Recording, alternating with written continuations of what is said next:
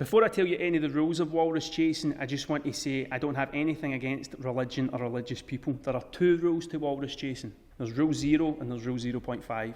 Rule 0 is your family comes first. That's the people that you love. That's the thing that comes first. You put that ahead of everything, right? And Rule 0.5 is don't be a dick. That's the 2. I think that's the only 2 rules you need. I think anything else is just muddies the water.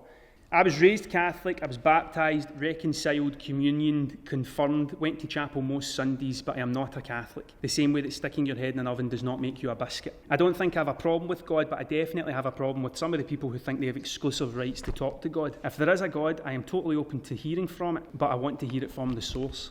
I don't want the man in the white dress with the pointy hat telling me what God said to him, and I certainly don't want any of the men dressed in black that are essentially the door-to-door salesman of the man in the white dress telling me what God said either. That bit sounds a bit made up, because I never read about it in the Bible. I think Jesus was a real guy, but I think that some of the stories we heard about his dad were greatly exaggerated. I think his dad was a joiner. When I was in primary school, there were 2 priests that would make an appearance from time to time. I didn't see many nuns. The first nun I ever saw was when I was 6 years old, and she scared me more than Freddy Krueger. However, these 2 priests weren't nuns because they had willies. If you have a fanny, you can't be a priest. I don't know why, but somebody made it up. These 2 priests both had the exact same job. They followed the same terms and conditions, had the same line manager, and answered to the same higher power, but Jesus Christ on a bicycle, they were 2 very different people. I really liked Father Murphy. He got on with everyone. He played football on the playground. He would tell stories, not always about Jesus, and he had some of the best jokes a priest could tell. He was an all-round good guy, and he played the guitar. He wasn't Jimi Hendrix, but he could bang out a tune, and I think he played Wonderwall in my class one time, but I could have dreamt that. What a waste of a dream that was. Father Byrne, on the other hand, was a complete and utter arsehole. He was not a nice person, and if he was a nice person, he did well to hide it. I remember him shouting at me, "There is no way your parents get married in this church because your dad is a Protestant."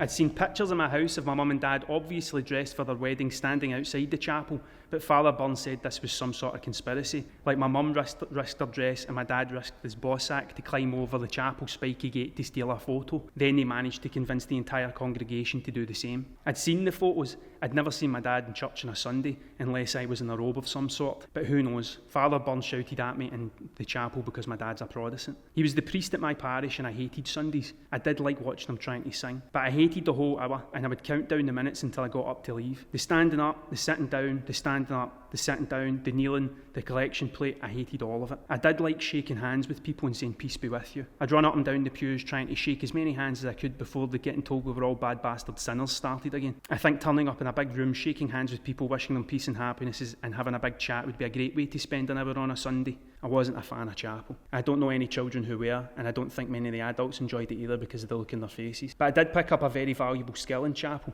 I learned if you stare at the ceiling, then people will know you're not listening and you'll be reprimanded. Usually with a sly elbow in the ribs because you're not allowed to openly hit children in the chapel anymore. I learned, however, that if I look at whoever's talking, I could imagine what the ceiling looks like and no one would be any the wiser. I would stare at Father Byrne and inside my head I would be miles away thinking about dolphins and how they don't have any ears. It's a skill I still find valuable today. It became my weekly wander training. Anyway, when I was 10 years old, that man did something that made me question the concept of God.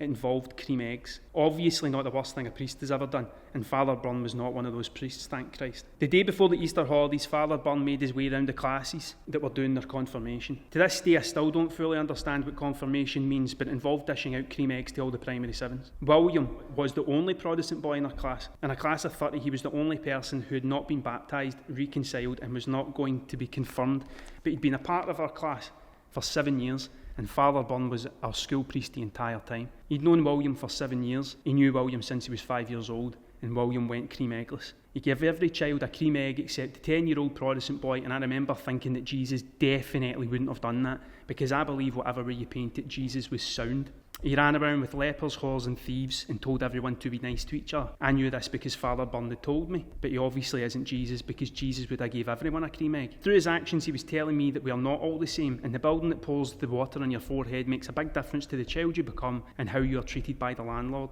I'll tell you this though, Father Murphy would have gave William a cream egg. Same job, same boss, different outcome.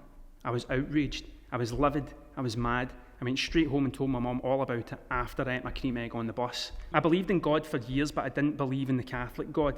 I still kind of, in a way, believe in God, but I think it's the wrong name for it. I believe in the universe, and I don't think the universe is one big entity. I think it's a thing that we're all incredibly lucky to be a part of, and if you're open to the idea, then the universe will try its best to show you the best way to live your life. It won't write you a book, but it will subtly point you in the direction of love if you're open to the idea that you're capable of feeling it. I think it will make you feel a thing when it's the thing you need to feel. The change is to come from inside, and no amount of bread or wine will change it for you. They are, after all, just props in a routine that has been performed so many times that it's losing its meaning.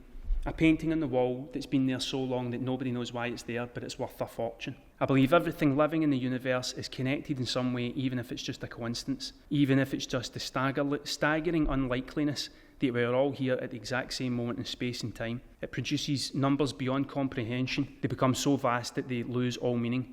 I don't think the universe is a divine plan for anyone. I think we all get to have a wee go where the universe exists because we exist. I think the only thing you can do is accept how absurd the concept is and get on with it. And that's what I thought about Jeebus.